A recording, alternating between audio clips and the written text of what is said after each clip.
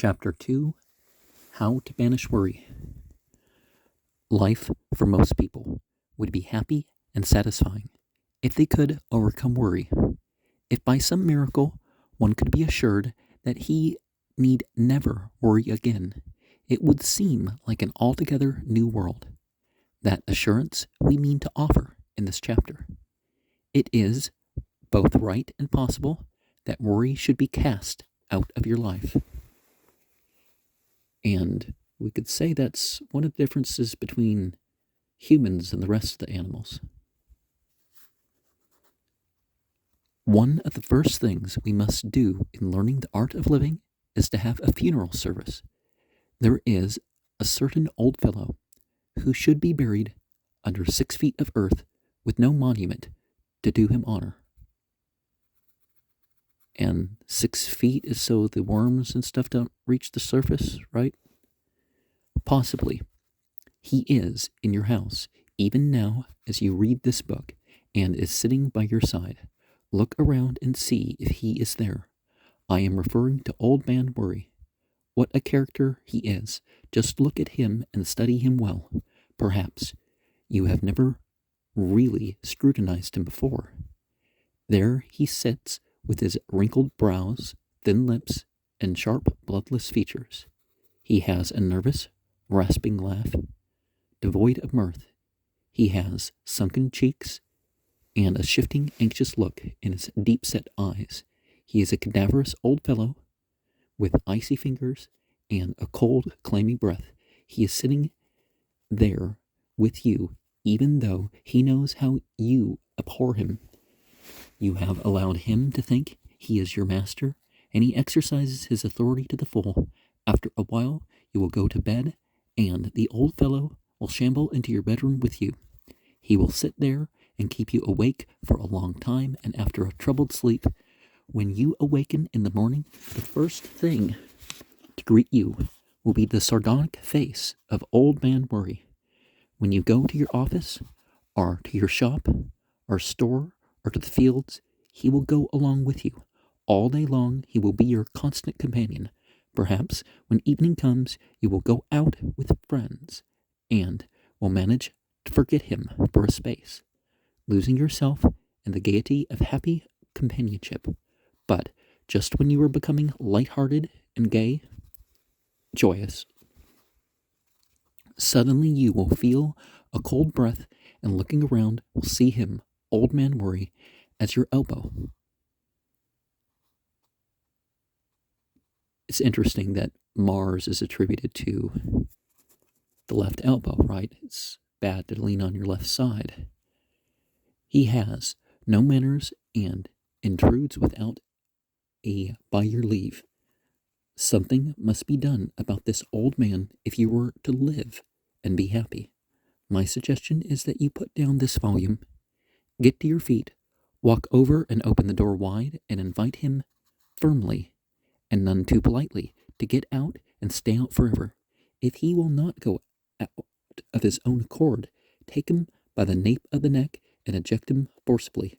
Throw him as hard as you can.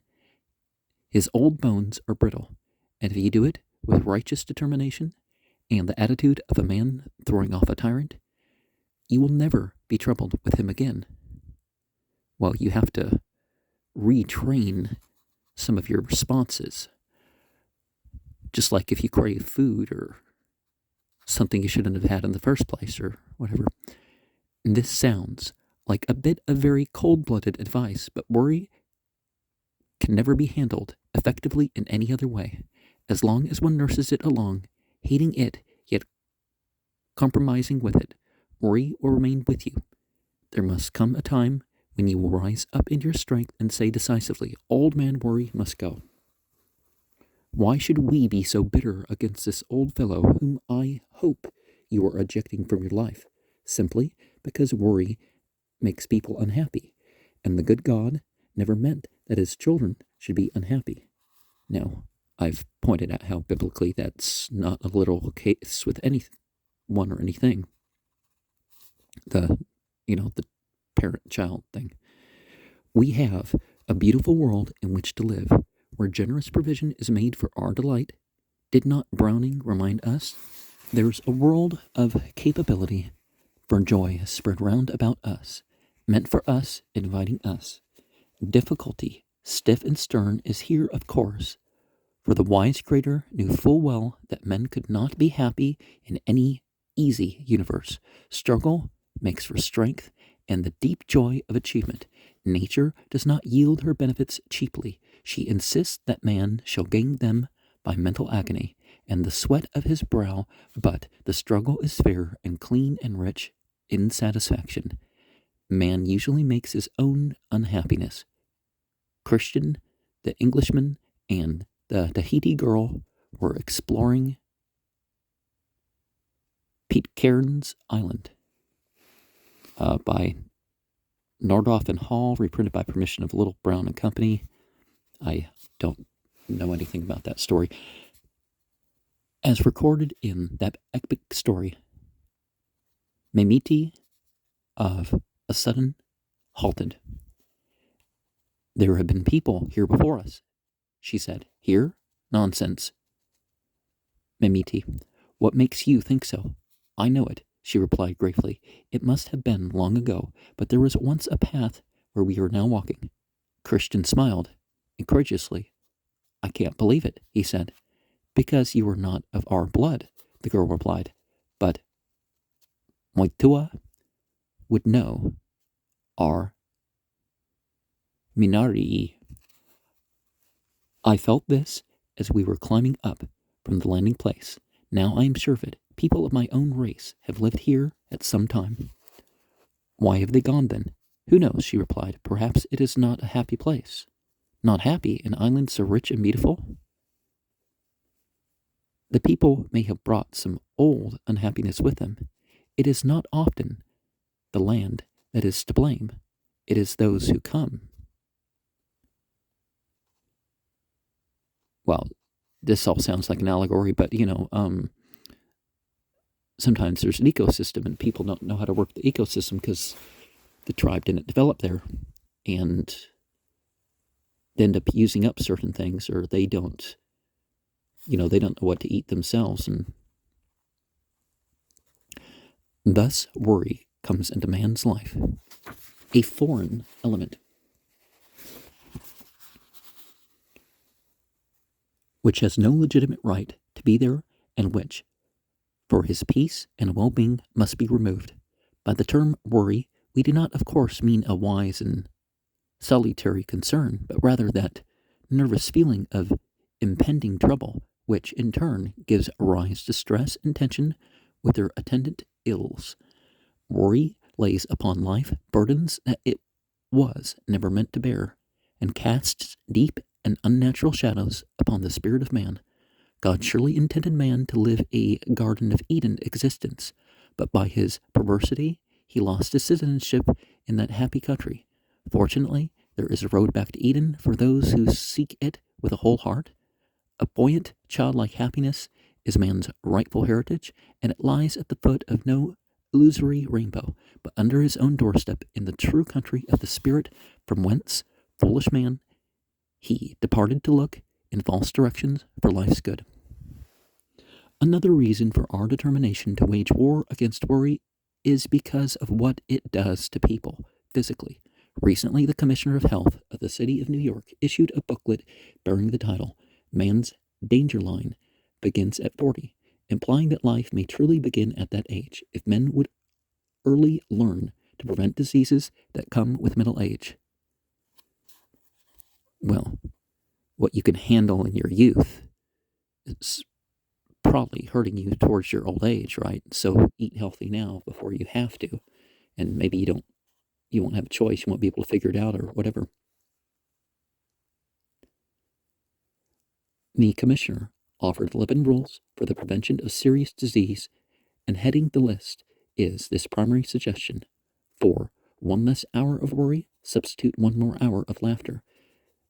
Physical breakdown is not caused by either the amount or importance of work, but rather by anxiety and worry, which, when added to one's responsibilities, overload the nervous system to the point of danger. As long as one does his work with poise and unhurried attitude, properly balancing labor and rest, maintaining at the same time a confident, simple faith. His duties will be lightly borne, and each night will find him with unalloyed satisfaction for a reward. Let him add worry and anxiety, and the spell is broken.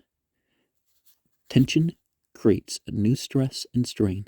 The element of panic, in even small degree, destroys the power to relax, either mentally or physically, with the commonly known results to the circulatory and nervous systems.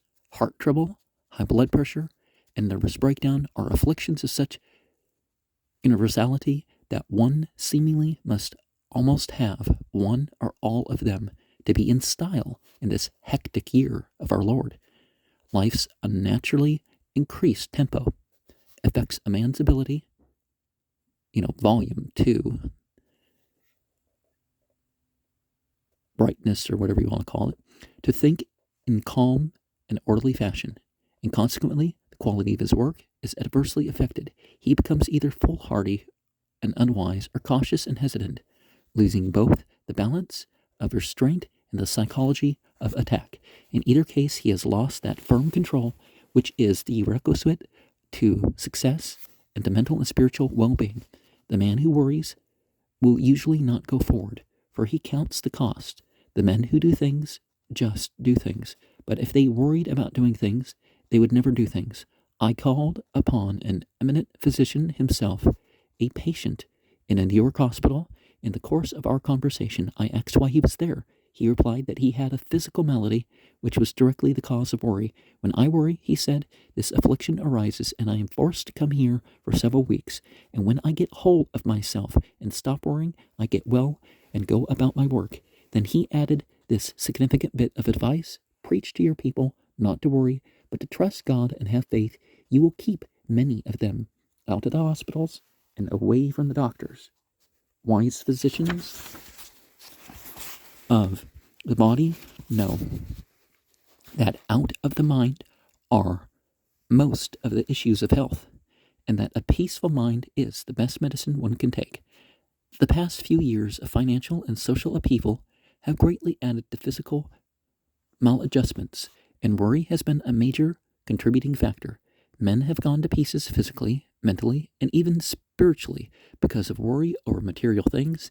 In many cases, the financial situation has brought them to the verge of poverty, if not to utter penury, and a condition of worry is clearly understandable and demanding of sympathy, yet the effect upon health has been marked. The problem of worry and its relation to the well-being of people, always an important one, has become greatly accentuated. People rush here and there, seeking cures, taking health baths, and calling upon the violet ray to save them. And yeah, that's apparently more common nowadays, I think. Maybe it's not. Just picture this colored light and, the helpfulness of such methods is not to be questioned. But no outward treatment can cure an inward condition. Well, it can matter what you visualize, but, people are visualizing colors as if they're gods or something. You know what I mean? It does no good to spray rose water on a cancer. The solution is to bring unified adjustment, inner peace, and harmony to the mind. In other words, put an end to the worry, which is the principal cause of the outward physical manifestations. Well, certain habits or exposures or something, if you can deal with it better if you're not suffering. And suffering, of course, is something different than difficulty. In a New York club, the physical director told me of the many men, distraught and nervous, who come to him for therapeutic treatment, and of the marked increase in cases of ill health in recent years. Most of them, he confided, the result of worry. Himself, no churchman, nor even formally religious. Well, whether you go to church or not isn't the best way of looking at whether a person is religious. It's life, not, being churchy. He told me that instead of paying $4 or $5 a treatment, they would do better to spend, as he said, $1 for a Bible and read the New Testament for 30 minutes each night and morning. Well, what if they find the contradictions and other issues with it, particularly when they compare it to the Old? He informed me that on several occasions he had gone so far as to prescribe this method of treatment for some of his patients. His theory was, of course, that physical ailments, when related to nervous disturbances, will yield to the peace which faith in God develops. And any faith, any religion is probably going to help scientifically, even if there's, they don't back up the spiritual claims. Science will say that having a faith is better than nothing. Attending a religious service once a week or whatever is better than nothing, Actually being religious is even better on behavior and mental health and stuff than just being observant. The healing value of religious faith in cases where the background is one of nervous tension is demonstrated daily. There is in the New Testament a definite spiritual technique for such healing. In essence, it is contained in the formula, "Thou wilt keep him in perfect peace, whose mind is stayed on thee." But we are anticipating the antidote for worry, which we set out to provide. We have seen the deleterious effects of worry and have promised to tell how worry may be banished from the life. Now for an answer to the question, and here it is in simple and succinct form. The first thing to practice is a new attitude of mind. I say practice because it cannot be developed at once. It requires long and persistent cultivation. Adopt the attitude of dwelling upon your blessings instead of your troubles, especially the ones which have not happened, but which you anticipate with worry. Even the man who seems to be in a sea of troubles can find some things to be thankful for. Troubles have a way of assuming undue proportions, and even a small difficulty can so magnify itself that the entire landscape of one's life is dominated by it. He is a pompous braggart and bully, vaunting himself like a little man with an inferiority complex, who finds his defense in assuming larger proportions than he merits. Usually, the person who worries reflects so constantly upon his troubles, those he has and those he expects, that his whole sky seems dark and gloomy. Now let him begin to seek out and dwell upon the good things in his life, and he will find them better company. From Li comes Ren, right? As the Confucians say. Ritual develops character. They are more modest and do not intrude themselves, nor become assertive until they are made by the continued association to feel at home.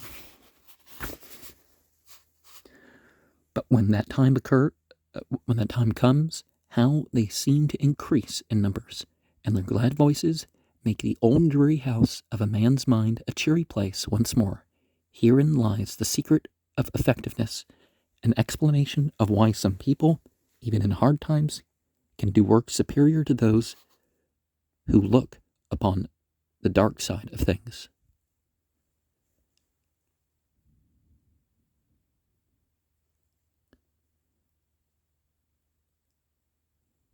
A sales manager in a large concern was faced by the problem of declining sales on the part of some of his representatives. He called them in to the home office for a conference, which was very short and simple. On the wall he had tacked a large sheet of white paper, in the center of which he had placed a black dot. He asked each salesman in turn what he saw on the paper, and each replied, "A black dot."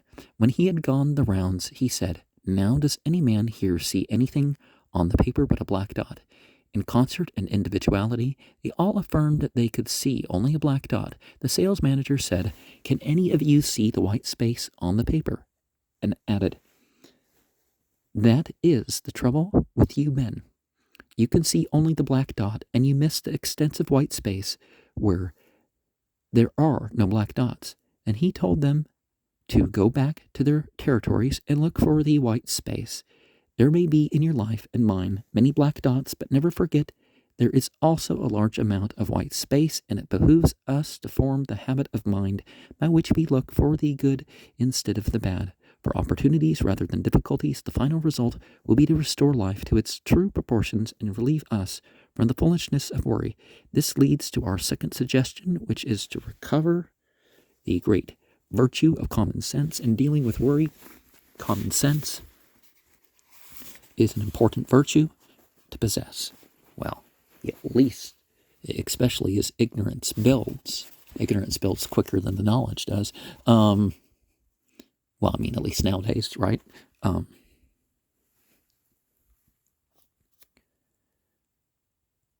Because, ignorance isn't just not knowing stuff. It's, but yeah, you definitely want to be able to operate among commoners. Despite its name, it is really all too uncommon. It teaches us one great thing, that by far the largest share of our worries is unjustified. Think through your life and see if that is not true. Most of the troubles we have worried about in the past never happened. Life averages well, which means that most of the troubles we are worrying about now will never happen. Emerson, who has often been termed, not inappropriately, the wisest American, discovered the falsity of anticipated worries. Some of your hurts you have cured, and the sharpest you still have survived. But what torments of grief you endured from evils which never arrived. We worry likewise about decisions in the past. Now really, what good is it to worry about a decision that has been made?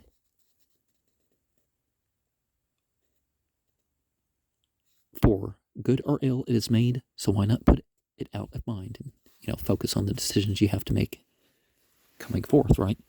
If it was wrong, charge it up to experience. If it was right, thank God for your wisdom.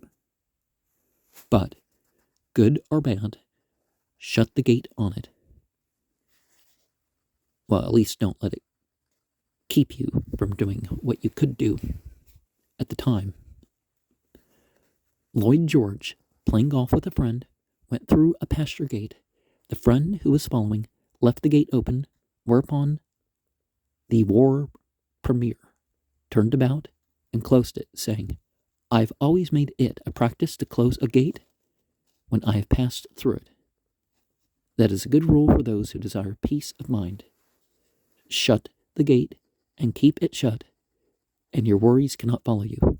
People who worry about things that never happen remind me of a good woman I knew in my childhood, who for 60 years had looked under the bed every night for a burglar she never found. I always wondered what she would have done if she had at last found one." More of a problem nowadays, right? Because sometimes you think a kid has to manage your friend. It's really an intruder. She would probably have died of shock, not at seeing a burglar, but of surprise that one finally was there. Set your worries down on paper, those that have happened and those that have not happened, and I will venture the opinion that for most of us, the latter greatly outnumber the former. And, well, the under the bed thing, yeah, you can't, mommy's not going to stop the spiritual creatures, but, sometimes there were mice and stuff like that people had to worry about. It would be a wholesome idea to frame that paper where you can see it when you retire each night. It will help you to sleep well, and in the morning, it will give you courage and faith for the day.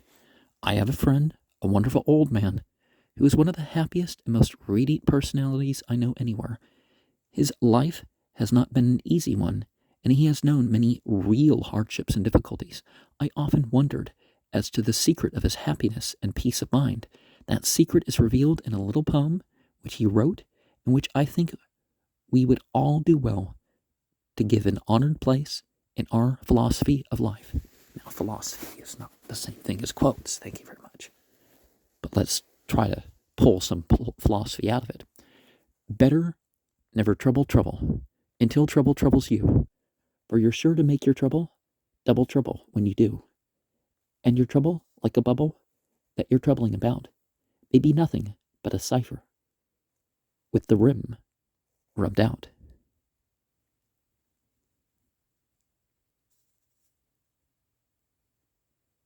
So, don't approach an unnecessary difficulty and wait till you find the details before you criticize the edge, right? But what about those worries having a real foundation? What shall we say to the man who is unemployed, his reserves fast dwelling, if not already gone, and who, against his will, must accept governmental relief? Now, why can't they focus governmental relief on the people rather than the military and the corporations, right? And fair wage laws that would fix a lot of stuff, right? Some practical suggestion must be given to the businessman who faces a real possibility of failure by reason of existing conditions. Oh, Dr. David Keppel was the one with the poem. The mother whose children are no imaginary source of concern cannot be told that her worries are without basis in fact. The answer to these and all of life's real difficulties is threefold. The first is that common sense is an aid here also for the man who possesses it, knows that he must have a mind free of worry if he is to meet them effectively. A cool, steady, unflustered mind is a possession greatly to be desired by any man. One must have all his faculties unimpaired to meet real problems squarely. The second answer to the problem of factual worry, especially those created by economic and social causes beyond the control of the individual, is that worry will not correct them. We must study better social control and unremittedly seek to reorganize our social order in such a way that justice will guarantee to each worthy man his proportionate share of economic goods and opportunity.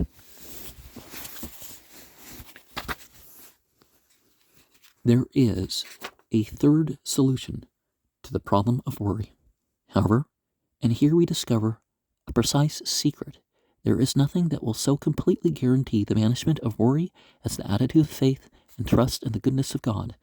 Many people fail here because they do not acquire the simple technique involved in faith and trust. They unfortunately think it means intellectual adherence to the historic propositions of the Christian faith. This is not a matter of dependence upon an idea, but upon a person who cares. It is an instinctive rather than a reasoned trust.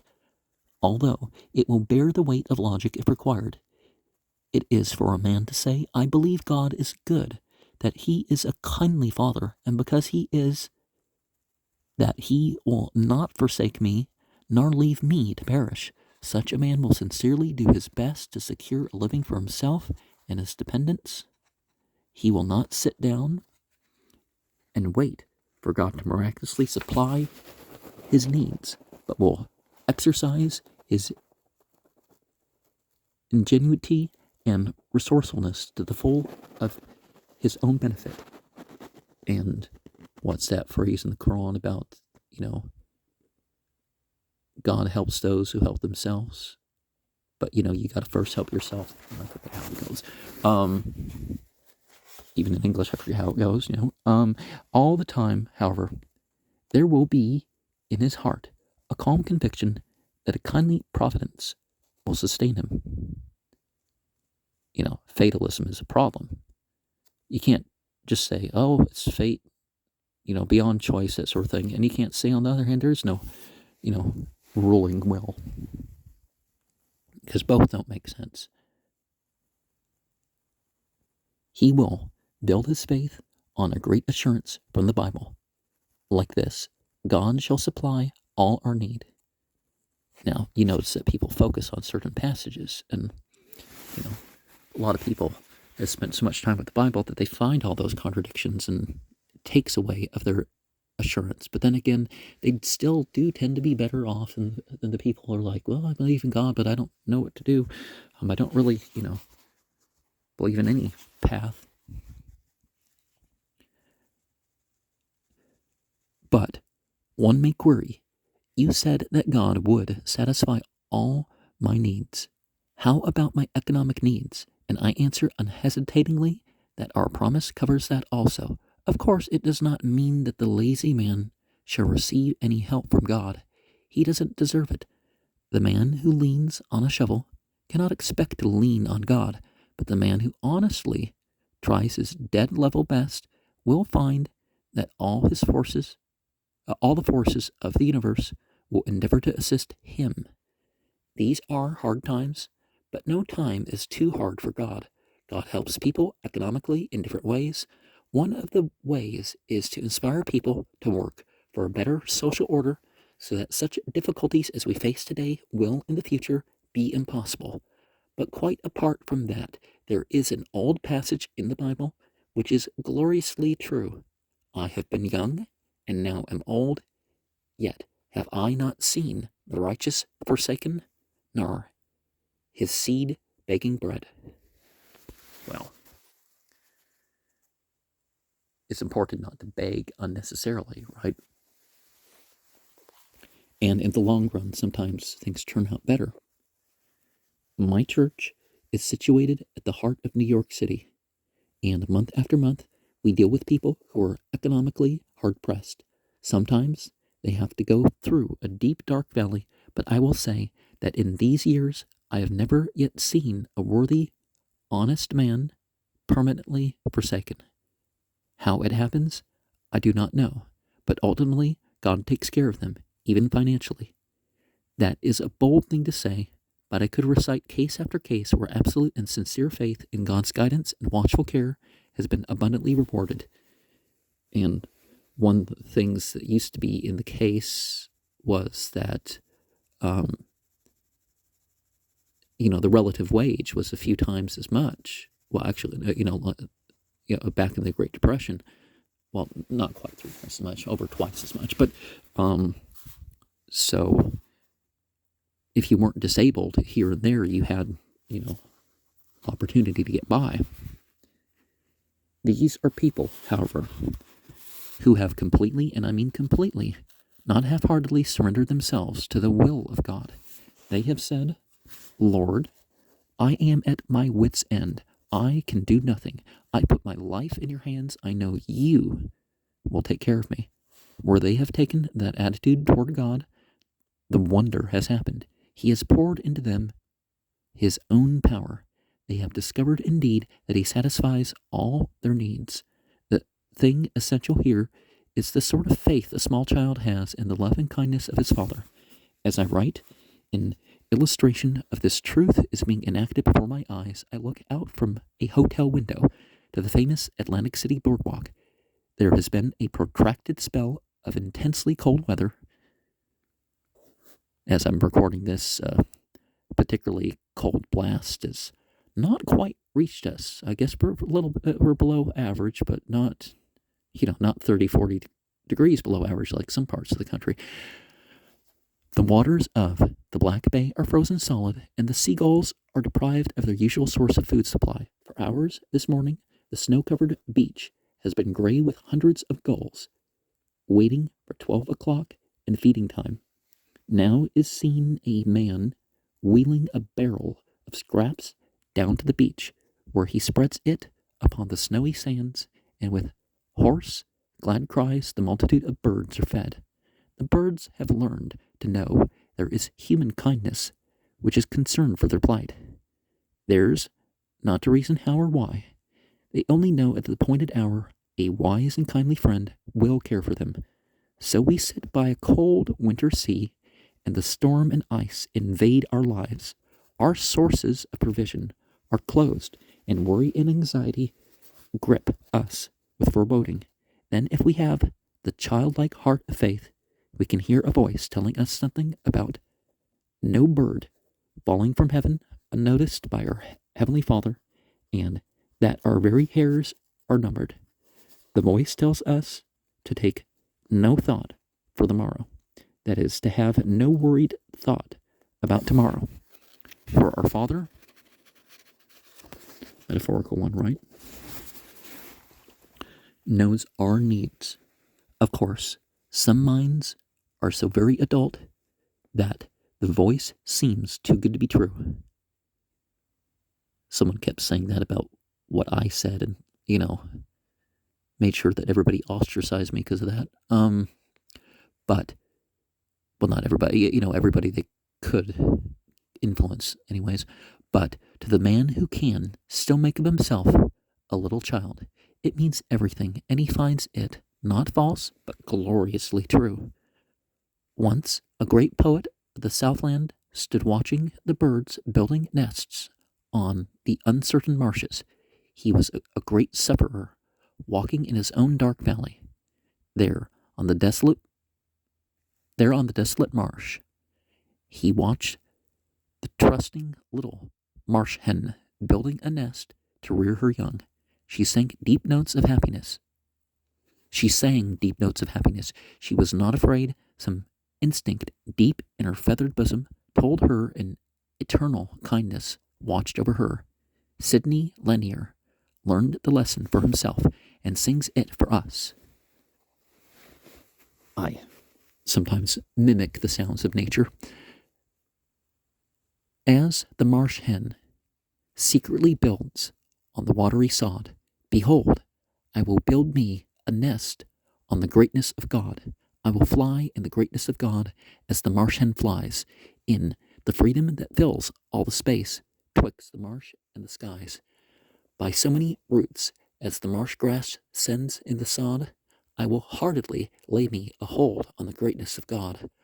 Oh, like to the greatness of God is the greatness within the range of the marshes, the liberal marshes of Glyn.